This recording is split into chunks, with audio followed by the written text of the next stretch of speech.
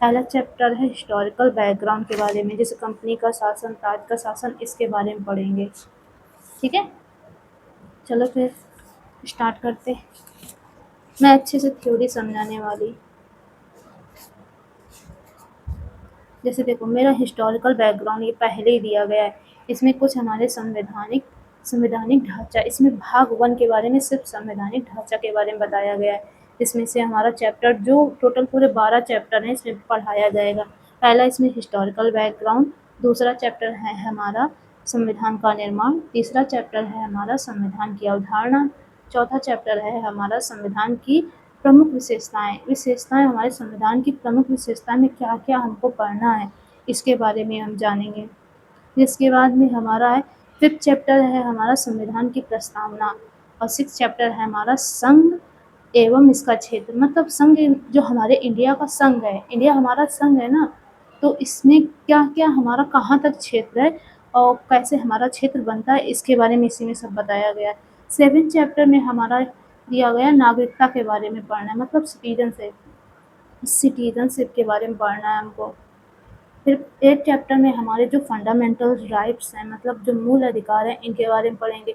9th chapter जो हमारे DPSP हैं, इसके बारे में पढ़ेंगे, मतलब राज्य के नीति निर्देशक तत्व, इसके बारे में क्या क्या इंपॉर्टेंट होगा मैं ओरली आपको बताती जाऊंगी। लाइन बाय लाइन तो यानी देखा ही जाएगा, लेकिन क्या इसमें इंपॉर्टेंट है, जैसे हिस्टोरिकल बैकग्राउंड में हमारा क्या क्या इंपॉर्टेंट है, बस इसके बारे में कराऊंगी, इसके अलावा कुछ भी नहीं कराने वाली। ठीक है, फिर इसके बाद में हमारा 10th चैप्टर है मूल कर्तव्य। मूल कर्तव्य हमारे क्या है, कौन से हमारे संविधान संशोधन से आए, इनके बारे में हम जानेंगे। हमारा संविधान का संशोधन 11 चैप्टर में हमारा संविधान का संशोधन दिया गया है, और 12 चैप्टर में हमारा संविधान की मूल संरचनाएं क्या क्या हैं, यानी हमारे संविधान, जो हमारा संविधान बना है, इसकी क्या क्या मूल संरचनाएं मतलब कैसे इसे संशोधन किया जा सकता है, यानी हमारा मूल संरचना क्या थी हमारे संविधान की, इसमें बताया गया है। मतलब 5th चैप्टर हमारे दिए गए हैं, सॉरी, जो भाग 1 है, भाग 1 में जो हमारा संवैधानिक ढांचा है, इसमें टोटल पूरे 12 चैप्टर हैं। एक एक करके मैं सारे चैप्टर आपको एक्सप्लेन करने वाली हूँ। इसमें जो जो इम्पोर्टेंट होगा बस उसके ही बारे में बताने वाली हूँ, और अलग से कुछ भी नहीं बताने वाली हूँ। तो जैसे हमारा इस पहला चैप्टर है हिस्टोरिकल बैकग्राउंड। हिस्टोरिकल बैकग्राउंड में हम कुछ भी नहीं, बस मुझे देखना है क्या इसमें इम्पॉर्टेंट है, कौन कौन से लॉ बने, कौन कौन से हमारे चार्टर एक्ट आए, इसके बारे में जानेंगे, और कुछ भी नहीं। जैसा हमारा पहला हिस्टोरिकल बैकग्राउंड के, देखो ये मैंने एक साइड में दे दिया है, हिस्टोरिकल बैकग्राउंड के बारे में जो जो हमारा इम्पोर्टेंट है बस वही हमने हाईलाइट कर दिया, बस वही आपको एक्सप्लेन करना है, बस उसी के हिसाब से हमको आगे पढ़ते रहना है। देखो, पहला सबसे अच्छी डेट है 1608। 1608 में जो हमारी ईस्ट इंडिया कंपनी थी, ईस्ट इंडिया भारत में व्यापार करने आई थी। 1608 के पहले क्या हुआ था, मतलब 1600 में क्या हुआ था, जो ब्रिटेन की महारानी एलिजाबेथ प्रथम थी ना, उन्होंने चार्टर एक्ट साइन करके दिया था ईस्ट इंडिया कंपनी को, चार्टर एक्ट साइन करके दिया था। ये हमारा 1600 का हो गया। पहली डेट हमारी 1608 की है, फिर दूसरी डेट हमारी 1600 की है। ये दोनों आपको याद हो गई होंगी, साथ में याद भी रखना है, याद रखोगी तो ज़्यादा सही है। और ऐसे ही अच्छे से मैं कराती जाऊँगी, एक्सप्लेन करूँगी, बस आगे आपको देखते जाना है। दूसरा, इसके बाद बोला गया है, जैसे हमारी एक डेट दी गई है, देखो ये हमारी 1765 वाली, 1765 में बोला गया है कि 17 से 65 तक जो हमारी ईस्ट इंडिया कंपनी थी, 1765 तक क्या थी, ये सिर्फ व्यापारिक कार्य संभालती थी, मतलब व्यापारिक कार्यों तक सीमित थी।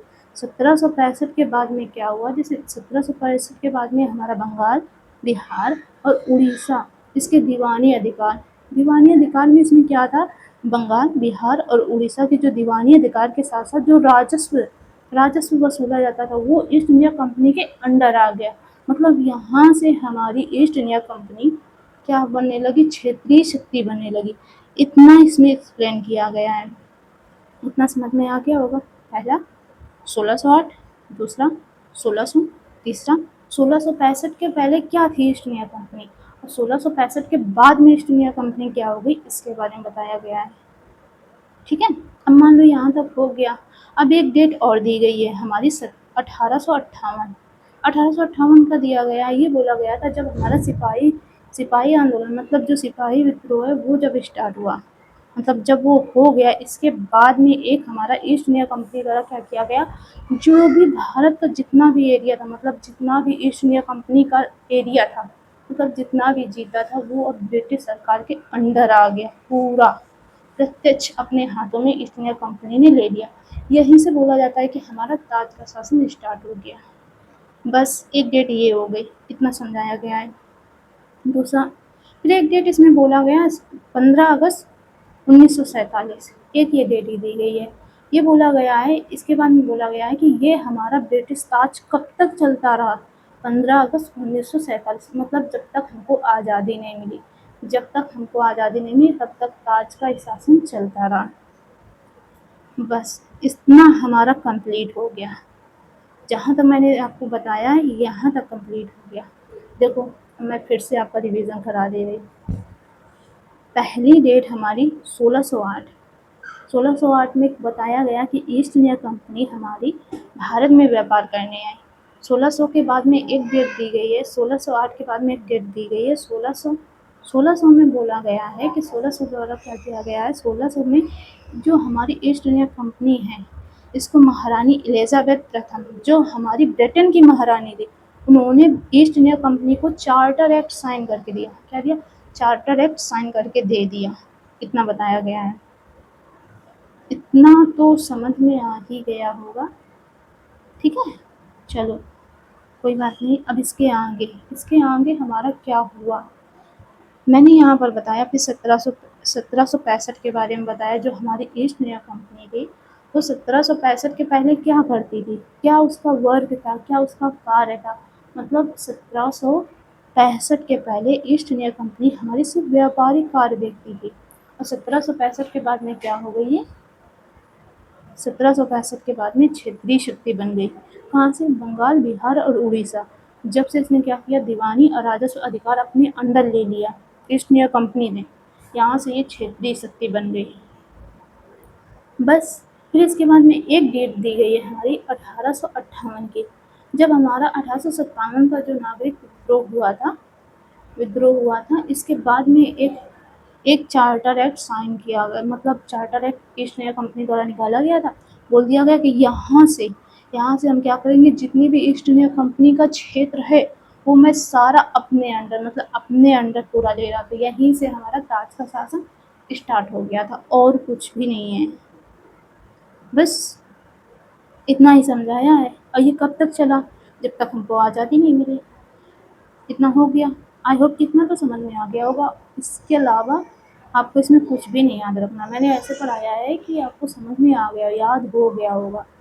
अब इसके आगे ये बोला कि जैसे हमारा यहाँ पर क्या हुआ, ताज का शासन चल रहा था, हमको आज़ादी मिलने वाली थी, हम लोगों ने खूब संघर्ष किया, आज़ादी मिलने वाली थी, तो हम लोगों ने सोचा कि हमको एक क्या होनी चाहिए, हमारे पास हमारी खुद की एक स्वतंत्र सभा होनी चाहिए जो हम संविधान बना सके।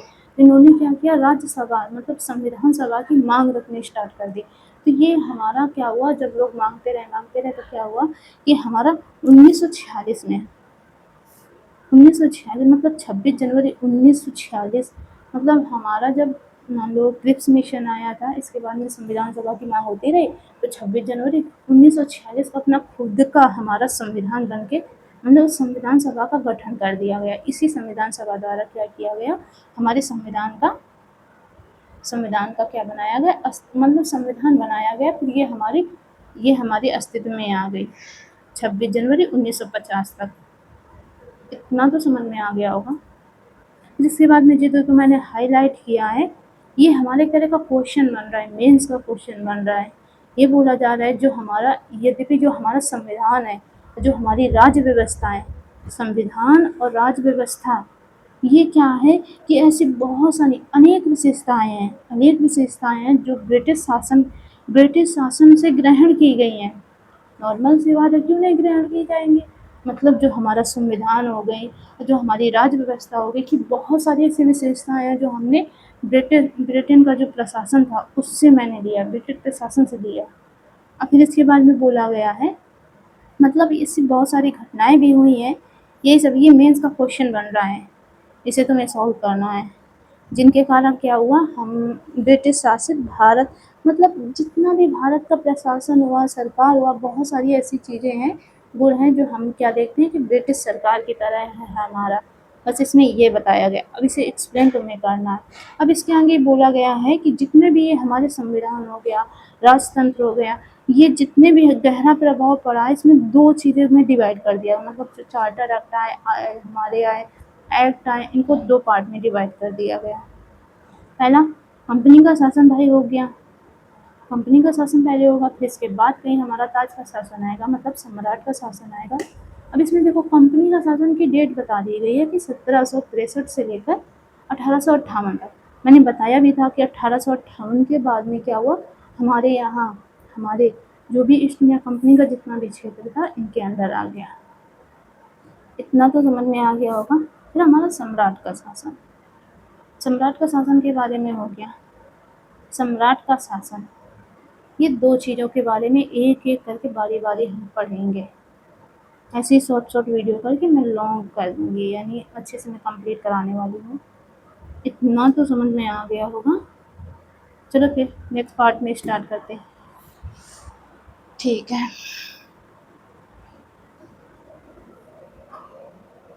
चलो मैं बताने वाली हूँ आपको 1773 का रेगुलेटिंग एक्ट।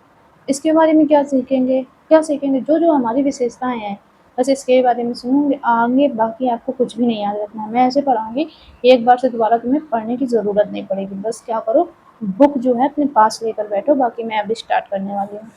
क्या है, पहले देखो इसमें क्या बताया गया कि हमारे इसमें 3 संवैधानिक महत्व हैं। तुम्हें याद रखना है हमारे 3 संवैधानिक महत्व कौन-कौन से इस चार्टर एक्ट के द्वारा दिया गया। पहले तो चार्टर एक्ट कब आया था, हमारा पहला चार्टर एक्ट ब्रिटिश द्वारा कब आया था, 1773 का। इसे रेगुलेटिंग एक्ट बोला जाता है, 1773 का रेगुलेटिंग एक्ट।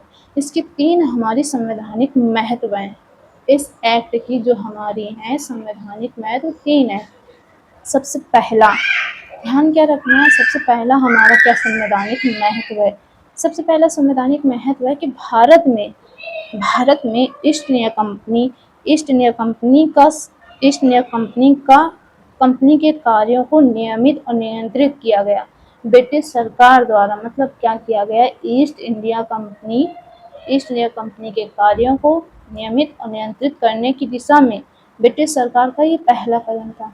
मतलब पहले कोई रूल रेगुलेशन नहीं था, ईस्ट इंडिया कंपनी बस अपना काम करती जा रही थी। और यहाँ से चार्टर एक्ट के द्वारा क्या किया गया कि संवैधानिक महत्व में पहला बोला गया है कि ईस्ट इंडिया जितने भी कार्य कर रही है, मतलब कार्यों को जितने भी उनको नियमित किया गया और नियंत्रित किया गया ईस्ट इंडिया कंपनी के द्वारा। पहला पॉइंट ये हमारा हुआ। इतना तो समझ में आ गया होगा। अब इसके बाद में सेकंड पॉइंट ये बोला जा रहा है कि इस एक्ट के द्वारा क्या किया गया, पहली बार कंपनी के जितने भी प्रशासनिक और राजनीतिक कार्य थे ईस्ट इंडिया कंपनी द्वारा मान्यता दे दी गई। पहली बार ईस्ट इंडिया कंपनी के जो भी प्रशासनिक और राजनीतिक कार्य थे उन कार्यों को मान्यता दे दी गई। किसके साइड से मान्यता दी गई, ईस्ट इंडिया कंपनी के साइड से मान्यता दे दी गई। थर्ड पॉइंट ये बोला जा रहा है कि इस एक्ट के द्वारा क्या हुआ, इसके द्वारा जो हमारे भारत में केंद्रीय प्रशासन की नींव रखी गई। क्यों बोला गया कि ये केंद्रीय प्रशासन की नींव रखी गई, इतना तो सोचा जा सकता है भाई, क्यों बोला जा रहा है कि ये ईस्ट इंडिया कंपनी द्वारा यानी भारत में केंद्रीय प्रशासन की नींव रखी गई। देखो मैं बता दे रही, जैसे हमारे जो बंगाल के गवर्नर जनरल थे, बंगाल के हमारे गवर्नर जनरल थे, उनके अंडर मद्रास और बम्बई के गवर्नर जनरल वर्क करेंगे। इसीलिए बोला गया कि यहाँ से हमारे केंद्रीय प्रशासन की नींव रखी गई। इतना समझ गए होंगे। अब इसके क्या क्या प्रोविज़न है, मतलब 1773 का जो रेगुलेटिंग एक्ट है इसके क्या क्या हमारे प्रोविज़न है, इसके बारे में जानते हैं। बोला जा रहा है कि इस एक्ट के द्वारा, मैंने पहले ही बताया गया, इस एक्ट के द्वारा जो बंगाल का गवर्नर था ना, अब बंगाल का गवर्नर जनरल कहलाया जाएगा। और इसकी सहायता के लिए कार्यकारी परिषद बनाई जाएगी, मतलब एक कार्यपालिका बनाई जाएगी, छोटी सी कार्यपालिका बनाई जाएगी जो हमारे बंगाल के गवर्नर जनरल की सहायता करेंगे डिसीजन में उन लोग क्या लेना है क्या नहीं लेना है इसमें सहायता करेगी। और इसमें कितने लोग थे, बस 4 ही लोग थे। 4 लोगों की एक कार्यकारी परिषद बना दी गई। ये हमारा हो गया। अब पहले हमारे बंगाल के गवर्नर जनरल कौन थे? बंगाल के गवर्नर जनरल हमारे वॉरेन हेस्टिंग थे। ये हमारा फर्स्ट हो गया, फर्स्ट प्रोविज़न हो गया। पहले मैंने 3 संवैधानिक महत्व बताए, फिर इसके बाद में मैंने क्या किया आपको, इसके बाद में मैंने आपको प्रोविज़न बता रही, मतलब विशेषताएँ बता रही हूँ। सेकंड पॉइंट ध्यान से सुनना। जैसे बोला जा रहा है, मैंने सेकंड पॉइंट तुमको एक्सप्लेन कर दिया पहले ही। यहाँ से बस बोला गया है कि जो बंगाल के गवर्नर हमारे हैं, बंगाल के गवर्नर हैं, अब हमारे क्या होंगे, उनके अंडर कौन आएंगे, मतलब उनके अंडर मद्रास और बम्बई के गवर्नर होंगे। यही बोला गया हमारा सेकंड पॉइंट में। इतना समझ में आ गया ना? हाँ। थर्ड पॉइंट में कुछ भी नहीं बोला गया है। थर्ड पॉइंट में ये बोला गया है कि जो 1773 का रेगुलेटिंग एक्ट हमारा था, इसी के बिहाफ पर हमारा 1774 में कोलकाता में एक सुप्रीम कोर्ट की स्थापना की गई, सर्वोच्च न्यायालय की स्थापना की गई। कहाँ पर? कोलकाता में 1774 में। मतलब इसी एक्ट में बोला गया था, तो इसी बिहाफ पर 1774 में एक हमारा सुप्रीम कोर्ट बन गया। कहाँ पर? कोलकाता पर। ये हमारा थर्ड पॉइंट हो गया। इतना तो समझ में आ गया होगा। 3 विशेषताएं, मतलब 3 हमारे संवैधानिक महत्व। फिर इसके बाद प्रोविजन में मैंने 3 बस बताए हैं, 3 अभी। एक हमारा और है, मैं बता रही।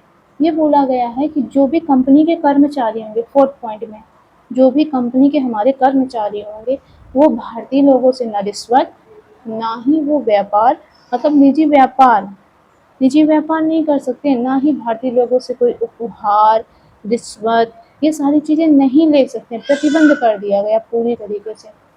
तो फिफ्थ पॉइंट में क्या बताया गया है? फिफ्थ पॉइंट में क्या बताया गया, आपको क्या लग रहा है, क्या क्या बताया गया होगा? अब देखो, हमारी ईस्ट इंडिया कंपनी है, वो तो मान लो ब्रिटेन में बैठी है ना, वो कैसे देखेगी जो हमारी ईस्ट इंडिया कंपनी है कैसे वर्क कर रही है, क्या कर रही है? इसके लिए क्या कर दिया गया कि एक गवर्निंग बॉडी बना दी गई, जो हमारे ईस्ट इंडिया कंपनी पर बैठा दिया गया, मतलब देखा गया कि हाँ, तुम्हें देखना है, सही से देखना है। तो यही 1773 में क्या किया गया, ईस्ट इंडिया कंपनी द्वारा court of directors, court of directors, court of directors बना दिए गए। ठीक है, वो उनका काम क्या था कि ईस्ट इंडिया कंपनी को नियंत्रित करेगी, और जो भी नागरिक, सैन्य मामले, राजस्व, इन सभी की जानकारी किसे देगी? ईस्ट इंडिया कंपनी को देगी। ये हो गया हमारा 1773 का रेगुलेटिंग एक्ट। आई होप कितना तो समझ में आ ही गया होगा, मैंने कुछ भी नहीं बताया है, बस यही है और बाकी कुछ भी नहीं है। समझ में आया ना? हाँ, ये हमारा 1773 का रेगुलेटिंग एक्ट हो गया। पहला पहला पार्ट मैंने क्या बताया? पहला पार्ट में मैंने आपके हिस्टोरिकल बैकग्राउंड एक बता दिया गया कैसे हमारी ईस्ट इंडिया कंपनी आई, इसके बाद में व्यापार करना स्टार्ट किया, फिर क्या किया, इसके बाद मैंने बता दिया। ये हम पढ़ रहे हैं जो हमारा कंपनी का शासन है 1773 से 1858 तक का। पहले मैंने रेगुलेटिंग, मतलब एक मैंने कंप्लीट कर लिया 1773 का रेगुलेटिंग एक्ट। अब देखो, एक और इसमें है, इसी के साथ में एक एक्ट और आ रहा है हमारा, मैं बता दे रही। जैसे हमारा एक एक्ट आ रहा है मतलब 1781 का सेटलमेंट एक्ट, 1781 का सेटलमेंट एक्ट। ये हमारा क्यों आया? मान लो आने का कोई तो रीज़न होना चाहिए था, मान लो एक्ट आ गया, क्या रीज़न था, ऐसा क्या था? तो ये बोला गया कि ये हमारा जो 1773 का रेगुलेटिंग एक्ट था ना, इसमें बहुत सारी खामियां बची थी, उनको दूर करने के लिए हमारा एक संशोधन अधिनियम लाया गया, जो 1781 का था, वो संशोधन अधिनियम लाया गया। अब इसके बारे में क्या क्या हमारे प्रावधान है, इसके बारे में चलो पढ़ते हैं, टाइम ज़्यादा वेस्ट नहीं करेंगे, ठीक है? ये थर्ड पार्ट है। या फिर करूँगी इसे सारे एक ही में कंप्लीट करके मैं आपको दे दूँगी। 1773 का एक्ट हो गया। अब 1781 का सेटलमेंट एक्ट के बारे में देखते हैं, मतलब संशोधन अधिनियम 1781 का क्यों आया, मैंने बता दिया भाई। 1773 का रेगुलेटिंग एक्ट था, इसमें बहुत सारी खामियां बची थी, खामियां मतलब कमियां बची थी, उनको दूर करने के लिए हमारा ये संशोधन अधिनियम आया। मतलब ये तरह का एक्ट है, चार्टर नहीं है, एक्ट है, एक्ट आया हमारा 1781 का। और जो ये हमारी खामियों को दूर कर रहा है, मतलब 1773 का जो भी खामियां थी उनको दूर कर रहा है, तो इसे क्या बोला गया? इसे एक्ट ऑफ सेटलमेंट के नाम से भी जाना जाता है, एक्ट ऑफ सेटलमेंट के नाम से भी जाना जाता है। पहला इसका क्या प्रोविजन है, इतना तो पता चल गया होगा, मैंने बता दिया है। अब आगे करते हैं। बता दे रही, देखो कुछ भी नहीं, मैं जैसे जैसे बता रही हूँ, जो हाईलाइट मैंने किया है, बस उनको तुम्हें ध्यान देना है, बाकी कुछ भी नहीं ध्यान देना है, ठीक है? बाकी कुछ भी नहीं ध्यान देना, बस यही चीज़ें ध्यान देनी है। पहले मैंने बोला, इसमें पहला पॉइंट बोला गया है, इसे जो हमारा 1774 का कोलकाता में उच्चतम न्यायालय बनाया गया था, इसके क्षेत्राधिकार में कौन होंगे कौन नहीं होंगे ये इसमें नहीं बताया गया था। मतलब जो 1773 का रेगुलेटिंग एक्ट आया था, इसमें नहीं बताया गया था कि इसके अंडर कौन आएंगे कौन नहीं आएंगे। ये पूरा इसका प्रोविज़न किया गया हमारा 1781 का संशोधन अधिनियम के द्वारा। अब चलो इसके क्या क्या हमारी विशेषताएं हैं, इनके बारे में ध्यान से पढ़ लेते हैं, ध्यान से देखना, ठीक है? पहला बोला जा रहा है, जो हमारे बंगाल के गवर्नर जनरल थे, मैंने क्या बोला था? बंगाल के गवर्नर जनरल थे, जो हमारे बंगाल के गवर्नर जनरल थे, और उनके लिए जो एक कार्यकारी परिषद बनाई गई थी, और जो भी ईस्ट इंडिया कंपनी के कर्मचारी थे, उन सभी को क्या कर दिया गया? ये हमारा जो उच्चतम न्यायालय बनाया गया, सॉरी सर्वोच्च न्यायालय बनाया गया, इसके क्षेत्राधिकार से बाहर कर दिया गया। देखो मैं क्या बोल रही हूँ, मैं बोल रही हूँ जो हमारे बंगाल के गवर्नर जनरल थे, उनकी जो कार्यकारी परिषद थी, और जो कंपनी के कर्मचारी थे, कर्मचारी सेवक, उन सभी के क्षेत्राधिकार को यहाँ से हटा दिया गया। मतलब उनके खिलाफ कोई केस नहीं किया जा सकता है, ये यहाँ बताया गया है, पहला प्रोविज़न हुआ। सेकंड में बोला जा रहा है, जैसे राजस्व संबंधी कुछ कोई मामले हो गए और राजस्व वसूले जा रहे हैं किनके द्वारा? ईस्ट इंडिया कंपनी के द्वारा, ऐसे मामले भी हमारे ये यहाँ से सर्वोच्च न्यायालय के क्षेत्राधिकार से बाहर कर दिए गए। और इसमें क्या प्रक्रिया कैसी होती? मान लो कहीं किसी के केस हुआ, अब दंड किसके हिसाब से दिया जाएगा? तो हिंदुओं के लिए हमारा ये थर्ड पॉइंट है। मैंने फर्स्ट सेकंड दोनों बता दिए, अब ये हमारा थर्ड पॉइंट है। हिंदुओं के हिसाब से, हिंदुओं कानूनों के हिसाब से दंड दिया जाएगा, और मुसलमानों के खिलाफ, यानी मुसलमानों के जो भी हिसाब से यानी दंड दिया जाएगा। हम लोग जो पहले भी मुसलमानों को जैसे दंड दिया जाता था, उसी के खिलाफ वैसे ही दंड दिया जाएगा। और हिंदुओं में जो भी निजी उनके कानून थे, उन्हीं के हिसाब से दंड दिया जाएगा इस हमारे सर्वोच्च न्यायालय में। ये हो गया। अब फोर्थ पॉइंट देखो कितना अच्छा है, बहुत ही ज़्यादा अच्छा है।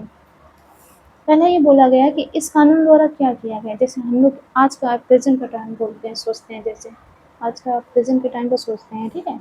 इसमें बोला जा रहा है, जैसे आज का हमारा हाई कोर्ट हो, अगर मुझे हाई कोर्ट के खिलाफ जाना है, मतलब कहीं अपील करनी है, मान लो हाई कोर्ट ने कोई निर्णय दिया, इसके खिलाफ हमको कहीं दूसरे ऊपर अपील करना है, तो हम सीधे कहाँ जाएंगे? सुप्रीम कोर्ट जाएंगे ना। तो क्या हुआ, सुप्रीम कोर्ट जाएंगे तो वहाँ हम क्या डालेंगे? पी डालेंगे, मतलब अपील वहाँ डालेंगे। लेकिन इसमें फोर्थ पॉइंट में ये नहीं बोला गया है, अगर हमको कोई हमारा क्या हुआ, कोई प्रांतीय न्यायालय है, और जो प्रोविज़न है, मतलब छोटे छोटे ज़िले में जो हमारे न्यायालय छोटे छोटे से हैं, उनके खिलाफ हमको कहीं अपील डालना हो तो हम कहाँ जाएंगे? बताओ? इसमें बताया गया है कि अगर हमको अपील डालना है, तो हम सीधे जो हमारे गवर्नर जनरल की जो काउंसिल बनी थी 1773 के एक्ट से, जो हमारी गवर्नर जनरल की काउंसिल बनी थी, वहीं पर अपील करेंगे जाकर, हम सुप्रीम कोर्ट नहीं जाएंगे, ठीक है? ये हमारा फोर्थ पॉइंट में बोला गया है। अब देखो इसमें फिफ्थ पॉइंट और भी अच्छे से दिया गया है, मतलब फिफ्थ पॉइंट और भी अच्छा दिया गया है। इसमें बोला गया है, जो हमारी मान लो 1773 का रेगुलेटिंग एक्ट के द्वारा जो हमने काउंसिल बनाई थी, उसका क्षेत्राधिकार और बढ़ा दिया। मतलब अभी तक कार्यपालिका का काम देख रही थी, अब ये क्या कर रही है? रूल भी बना रही है, रूल रेगुलेशन सारे बना रही है। मतलब विधायिका यहाँ से बन गई, कार्यपालिका विधायिका दोनों का काम करने लगी यहाँ से, इस एक्ट के द्वारा। ये हमारा फिफ्थ पॉइंट के में बताया गया। बस ये हमारा 1781 का संशोधन अधिनियम हो गया। आई होप कितना समझ में आ गया होगा। एक बार अच्छे से इसे देख लो, ठीक है। मैं वेट कर ले रही फिर इसके बाद बताओ सही अच्छे से मैंने आराम से आपको समझाया है कि नहीं समझाया है। मैं स्टोरी जैसे समझा रही हूँ, ठीक है। मैं लाइन लाइन एक एक लाइन पढ़ नहीं रही। क्या इम्पोर्टेंट है बस इसमें मैंने वो आपको बताया है और कुछ भी नहीं। सोचो।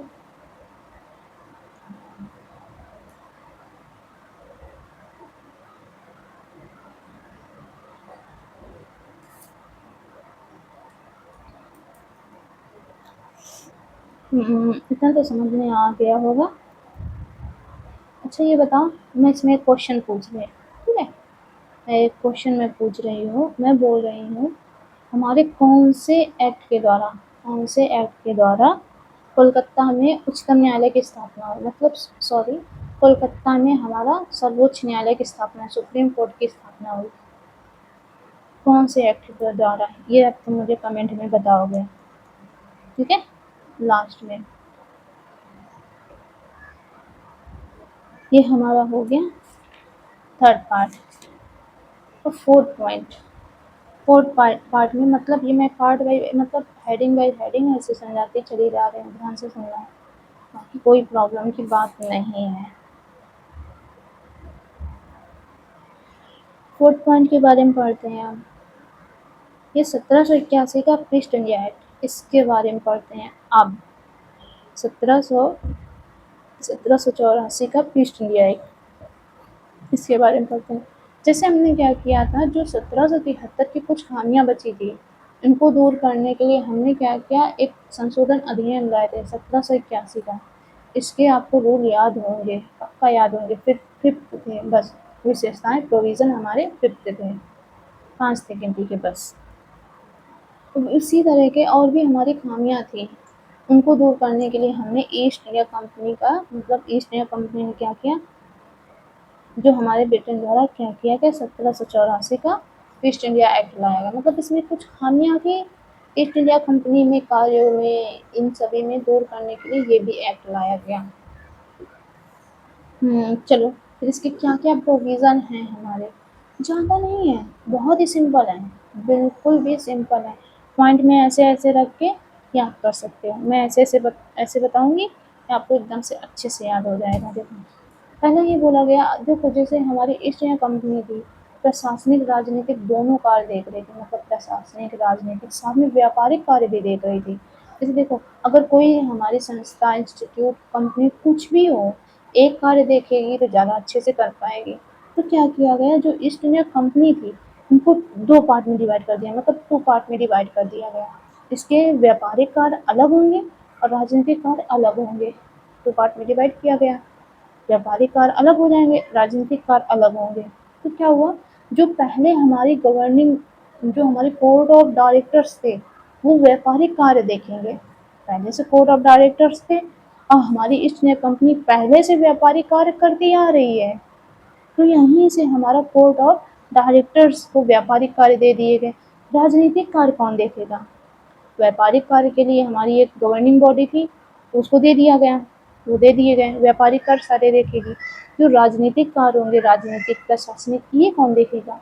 इसके लिए एक नए निकाय की गठन किया गया है जिसे हम लोग बोर्ड ऑफ कंट्रोल बोलते हैं। बोर्ड ऑफ कंट्रोल, इसका क्या काम था, मान लो इसके पास कोई भी तो शक्ति होनी चाहिए ना।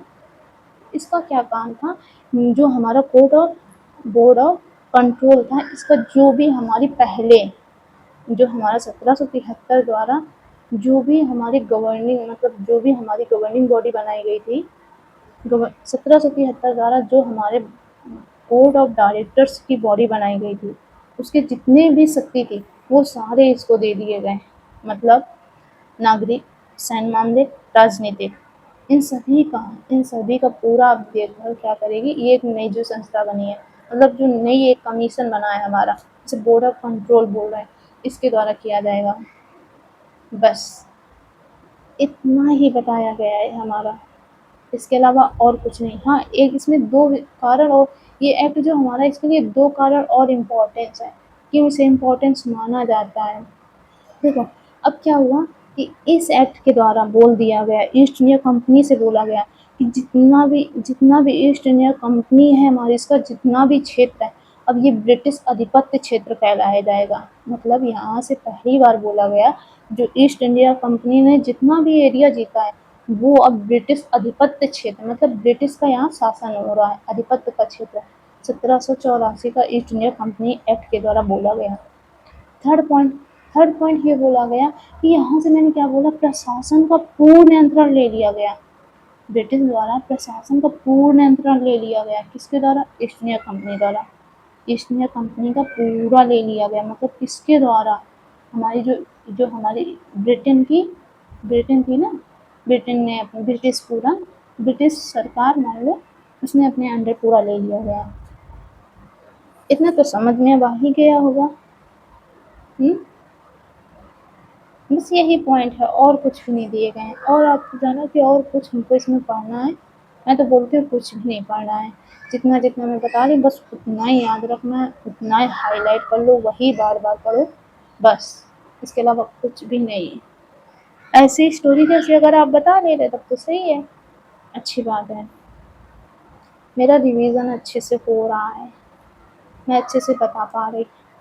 देखो अब इसके बाद में पहले मैंने बताया कि 1773 का रेगुलेटिंग एक्ट आया, मतलब ये सारा हमारा कंपनी के शासन का चल रहा है अभी, ठीक है, कंपनी का शासन का चल रहा है। 1773 का रेगुलेटिंग एक्ट पढ़ाया मैंने, 1781 का संशोधन अधिनियम, फिर इसके बाद 1784 का ईस्ट इंडिया एक्ट, मतलब इनको 2 पार्ट में डिवाइड कर दिया गया ईस्ट इंडिया कंपनी को, प्रशासनिक राजनीतिक एक साइड हो गया और व्यापारिक कार्य एक साइड कर दिए गए। व्यापारिक कार्य किसके अंडर रखा गया, जो हमारे पहले से कोर्ट ऑफ डायरेक्टर्स बने थे, और अलग से राजनीतिक कार्य देखने के लिए एक अलग से बॉडी बना दी गई, एक अलग से बॉडी बनाएंगे जिसे बोर्ड ऑफ कंट्रोल बोलते हैं। इसके शक्ति क्या थी, बोर्ड ऑफ कंट्रोल की क्या पावर थी, मतलब जो भी पावर, मैं ऐसे बता रही, इसकी शक्ति क्या थी, जैसे सैन्य मामले, नागरिक और जो भी हमारी राजस्व हो गया, ये सभी इसे बोर्ड ऑफ कंट्रोल को दे दिया गया। बस इतना याद रखना है बस। इसके बाद में 2 कारण और बताए गए हैं। ये बोल दिया गया कि जो ईस्ट इंडिया कंपनी के द्वारा, मतलब ब्रिटिश द्वारा बोला गया है, ब्रिटिश सरकार द्वारा बोला गया है कि जो भी ईस्ट इंडिया कंपनी ने जितना भी क्षेत्र अपने अंडर लिया है वो ब्रिटिश आधिपत्य क्षेत्र कहलाया जाएगा। और सेकेंड पॉइंट ये बोला जा रहा है, ब्रिटिश सरकार द्वारा ये बोला गया कि भारत के जितने भी कार्य होंगे, भारत के जितने भी कार्य और पूर्ण मतलब कार्य होंगे और जो प्रशासन होगा वो सभी हमारा पूर्ण नियंत्रण ब्रिटिश सरकार के द्वारा हो गया। बस ये हमारा हो गया। अब हमारा है 1781 का अधिनियम, इसमें 2 पॉइंट इम्पोर्टेंट है, बाकी कुछ भी नहीं इम्पोर्टेंट है। देखो इसमें 1700 जो हमारे 86 का एक्ट है, 1786 का एक्ट, पहला 1773, दूसरा 1781, तीसरा हमारा ईस्ट इंडिया एक्ट हो गया, और चौथा हमारा अब होने जा रहा है 1786 का अधिनियम, ये हो गया हमारा, ठीक है। अब इसके बारे में क्या है कि एक हमारे लॉर्ड कॉर्नवालिस नाम था, हमको क्या करना था, ब्रिटिश सरकार द्वारा बोला गया कि तुम हमारे बंगाल के गवर्नर जनरल बन जाओ। उन्होंने बोला नहीं, मैं नहीं बनूंगा, मेरे 2 शर्तें हैं, जब आप पूरी कर दोगे तब मैं बनूंगा। तो पूछा गया भाई तुम्हारी शर्तें क्या हैं, बताइए तुम्हारी शर्तें क्या हैं।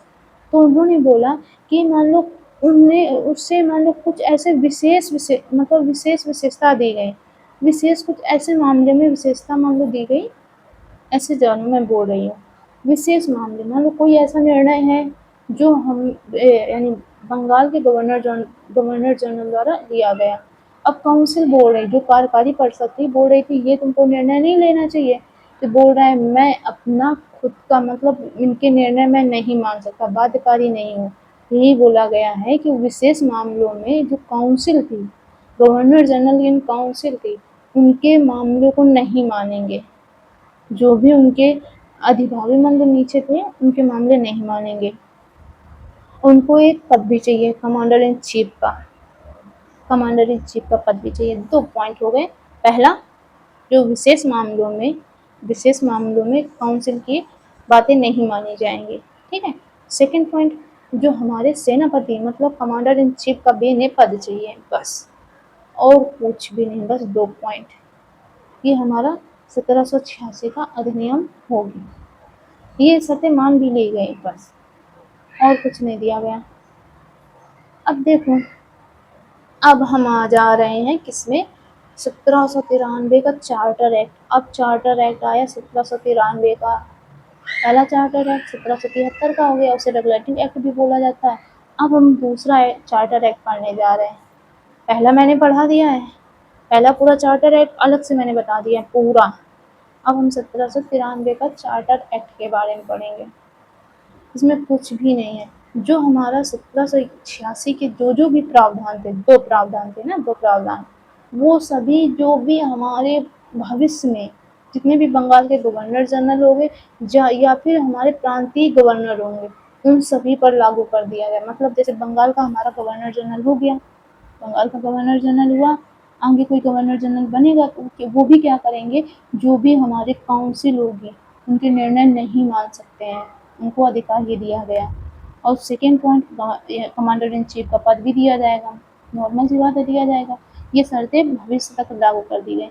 और बोला गया जो भी प्रांतीय न्यायालय के जितने भी गवर्नर थे, इनको भी ऐसी यानी ऐसा अधिकार दिया गया कि ये भी अपनी काउंसिल जो उनकी प्रांत में भी छोटी छोटी काउंसिल थी ना, उनके जो भी काउंसिल थी वो भी निर्णय नहीं मान सकते हैं। पहले पॉइंट में बस ये बताया गया है। सेकेंड पॉइंट में मैंने बोला था कि 1773 में जो भी मद्रास जो मुंबई का जितना भी हमारे उनका नियंत्रण ले लिया गया, मतलब जितने मद्रास और बम्बई ये हमारे बंगाल गवर्नर जनरल के अधीन हो गए थे। और 1773 के द्वारा और ज़्यादा इनको संकुचित कर दिया गया, मतलब अधिक नियंत्रण स्थापित कर केंद्रीकृत और कर दिया गया, इनकी पावर ले ली गई। और थर्ड पॉइंट में ये बोला गया है कि ईस्ट इंडिया कंपनी को 20 साल का और एकाधिकार दे दिया गया, मतलब 20 साल के लिए व्यापार करने का एकाधिकार दे दिया गया। थर्ड पॉइंट के बारे में। फोर्थ पॉइंट में बस कुछ भी नहीं बोला है, जैसे इसमें बोला जा रहा है गवर्नर जनरल इन चीफ। देखो पहले क्या था कि जो गवर्नर जनरल इन चीफ होते थे वही हमारी गवर्नर जनरल इन काउंसिल के अंडर सदस्य बन सकते थे, ये प्रावधान हटा दिया गया।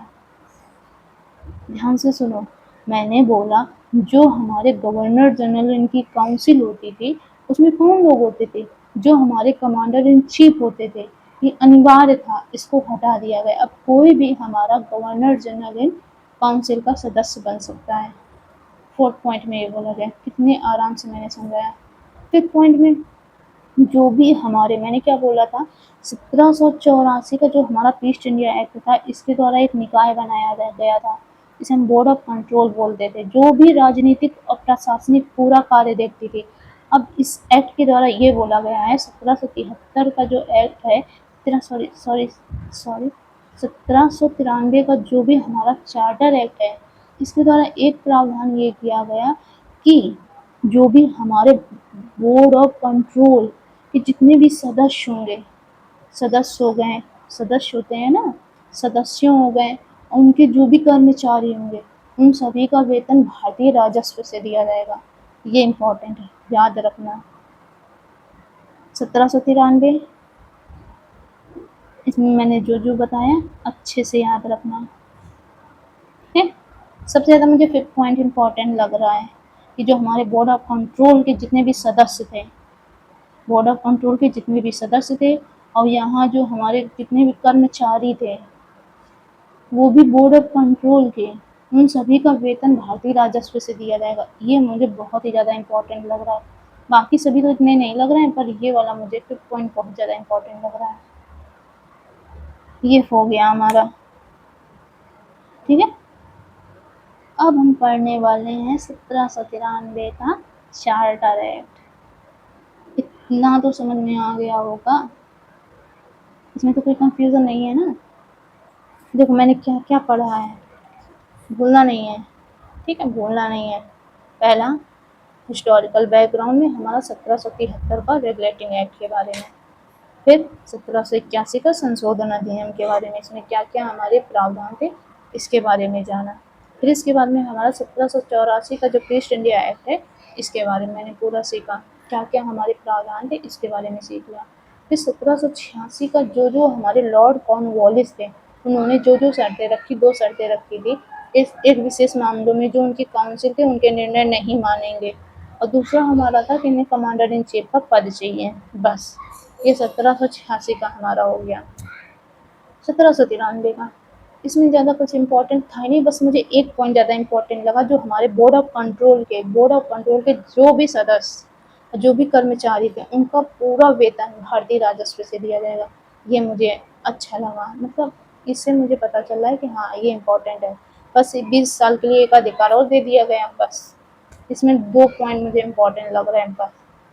इतना मैंने रिवीजन फिर से देखो कर लिया। अब हम पढ़ेंगे 1813 का चार्टर एक्ट। इतना समझ में आ गया होगा ना कि नहीं आया? आ गया होगा।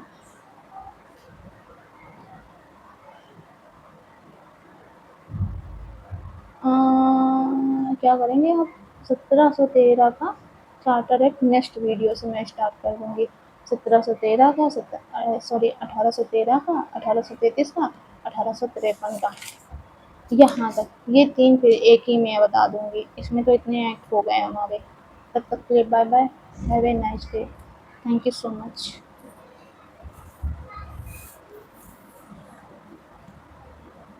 हाँ, कमेंट करके बताना कि कैसे लगी वीडियो।